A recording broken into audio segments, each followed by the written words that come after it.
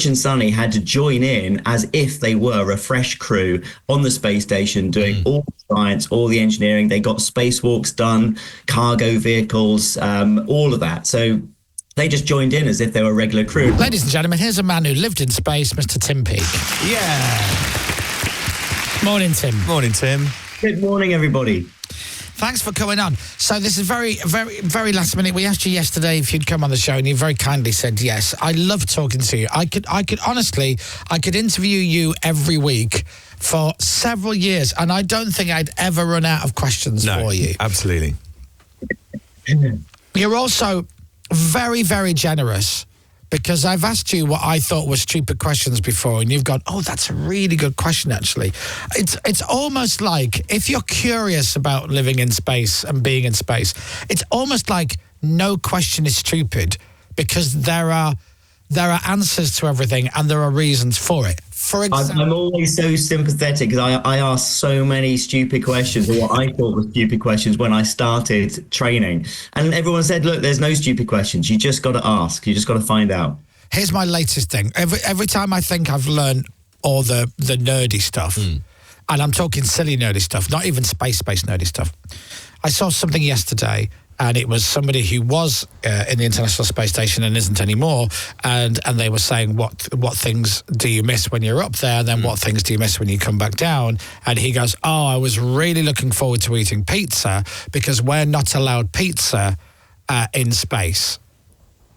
Yeah, well, it's very hard to get fresh bread, so it's not as much case of not allowed. I mean, you're not allowed foods that are going to cause a mess, crumbs, crisps, peanuts, that kind of stuff you have to be careful with. But we just can't get pizza, we can't get fresh bread. And I love Hawaiian pizza, actually. I know that's a really...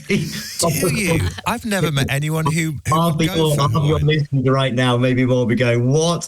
But I was craving fruit and I was craving fresh bread, so it just made sense. Come back to Earth, grab a Hawaiian pizza. So is it also as well to do with, like you were saying, you can't have peanuts, so you can't have little bits of food because it might just float around and get into bits of equipment? Is it as simple as that? Yeah, they might get into bits of equipment, and also they might get into your eye. It sounds strange, but you're floating around the space station and things don't fall down to the ground like they do here on Earth. So if there are sharp, fragments of anything, whether it's a bit of metal, a bit of glass, or even if it's a bit of Tabasco sauce or peanut, you don't want that going into your eye as you're floating around the space station. So you have to take care.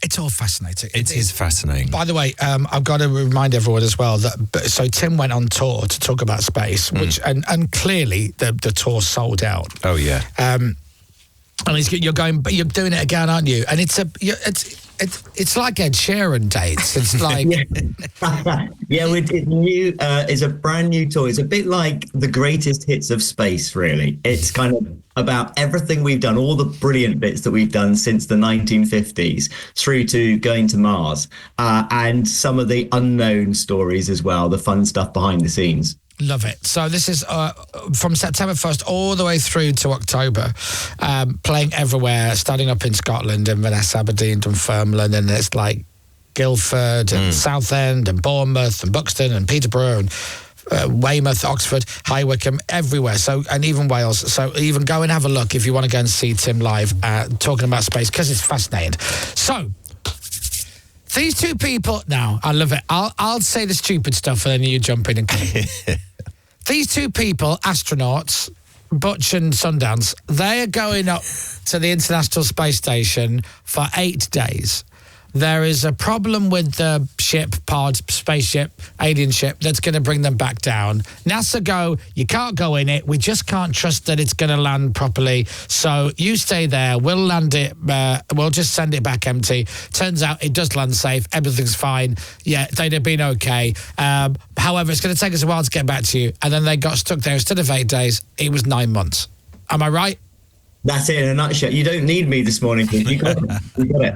Spaceship, not alien ship, though. That's the only little bit. Yeah, well, you say spaceship, I say alien ship. Why were the astronauts going there in the first place? So they were testing out Boeing's new spacecraft. It's called Starliner. Right. It had been on an uncrewed test flight before. This was the first time they put a crew in it. And we really want Starliner to work because at the moment we've got the SpaceX Dragon spacecraft, but you always like to have redundancy. So a new spacecraft, a different company gives you that redundancy, gives you that competition. So they were testing it out, but they had problems when they were docking. The helium gas, which is used to pressurize the fuel lines in a spacecraft, the helium gas was leaking out of quite a few of the thrusters. So when they docked to the space station, they said, right, let's, take a while, troubleshoot this, see if we can work out what's going wrong. And they started troubleshooting, and that process went on for about 2 months. And then they finally realized, no, there still is a risk here. It could be safe, but why take that risk? Let's leave Butch and Suni on the space station, bring them back safely in the future. So they were only going up. They literally were going up just to test the journey. Pretty much. They were going to test the journey. They were going to dock. They were going to spend 8 days, make sure everything on that spacecraft's fine, come back down again. They're both US Navy test pilots, but as astronauts, they were testing out this new spacecraft as well. So how many people would have been on the International Space Station already when these two arrived? We normally operate a crew of 7 on the space station. So 3 of those have gone up on the Russian Soyuz spacecraft, and 4 of them have gone up on the SpaceX Dragon spacecraft. And they rotate at about 3-month intervals. So you've always got a crew of 7. So these is so interesting. These two have been up there for, is it 9 months, give or take? Yes, yeah. So it was a bit of a long delay. Now, in the meantime, while they're up there for 9 months, are any of the 7 that were there when they got there? Did any of them come back down, or did all 9 of them stay up there? No, they would have gone through their normal rotation. So 3 of them would have come down on the Soyuz, and 3 new astronauts would have gone up on the Soyuz. But what they did do is when the SpaceX came, a normal SpaceX would have gone up with 4 astronauts, and that was in September. So beginning of September, about September the 7th, their Starliner departed. And at that moment, they weren't actually stuck or stranded, because if there'd been an emergency, they would have actually gone into the other Dragon spacecraft that was on the space station. There would have been 4 astronauts in seats, and Butch and Suni would have had to have strapped themselves to the floor, and that would have come back with all 6 of them in that one spacecraft. That was the emergency evacuation plan. Wow. But then at the end of September, NASA sent up another SpaceX spacecraft, which was due to go up anyway, but it was due to go up with 4 people. So they bumped 2 astronauts off, sent it up with 2 empty seats, and the moment that arrived in September, Butch and Suni had those 2 empty seats as their ride back home. What? But that was September. It's now March. Yeah, but the point is, it would have been really expensive to have just flown that spacecraft up to pick up Butch and Suni and bring them back down again. A huge waste of money. And not for Butch and Suni's family, I don't think. Like, Butch and Suni must be up there going, oh, yeah, forget, I don't care how much it costs. It's Christmas in 3 months. I've got stuff to do. It's John's birthday barbecue. I'm going to miss that. I've got tickets to go see Ed Sheeran, but I'm going to miss it. How much does it cost, Tim, to put it up and bring it back down again?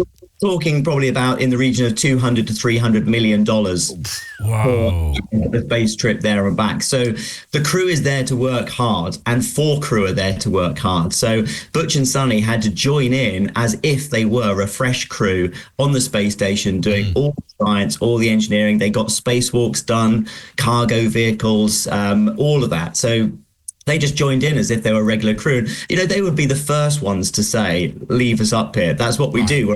Space is the place we want to be. That's what I was going to say to you. So when you were up on the International Space Station, if somebody had said to you, Tim, I'm afraid you've got to stay up there for another 4 or 5 months, you'd probably been absolutely delighted, wouldn't you?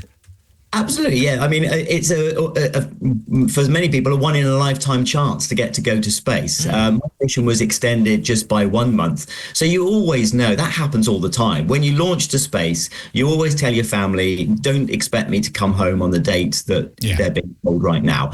9 months, that is a long time. And clearly there were lots of plans for Butch and Suni. They would have had to have changed. And that would have been tough. I'm not making light of it. There would have been all sorts of logistics going on. Their family support would have needed. And so NASA have a brilliant family support system in place where they take care of the families. All those decisions would have been made with the families involved as well. There would be been a period of hardship, but generally speaking, you're there to do a job, and we understand that if that means staying up a bit longer, that's what it is. Plus, 9 months of per diems adds up. Absolutely. You know? Quite right. Making it rain in space. Okay, so we don't have a lot of time with you. Again, I could talk to you every day. Yeah. Do astronauts in the International Space Station wear underpants? Yes. Okay, because 7 days. Is there washing facilities though? No. So if Butch and Suni, let's say, had planned a trip for 8 days and stayed for 9 months, what's going on there? Yeah. So there is a big bag of kind of standby clothing on the space station where if you get into this scenario, then you've got extra clothing for other crew members. So they would have had enough spare clothing up there to be able to carry them over until the next cargo spacecraft came up. Right. So essentially, in space, in the International Space Station, there is a spare PE kit drawer. There is, yes, yeah. Emergency clothing. Every time I speak to you, I learn something new. How often do they get cargo deliveries?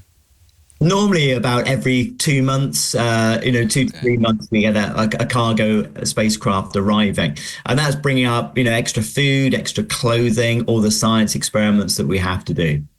And they're just unmanned. They just get sent up full of stuff. They're absolutely uncrewed. They get sent up. They don't dock. The Progress is the only one that does. The other ones need the robotic arm to actually capture the spacecraft, and then the astronauts do that with the robotic arm and dock it to the space station. That's amazing.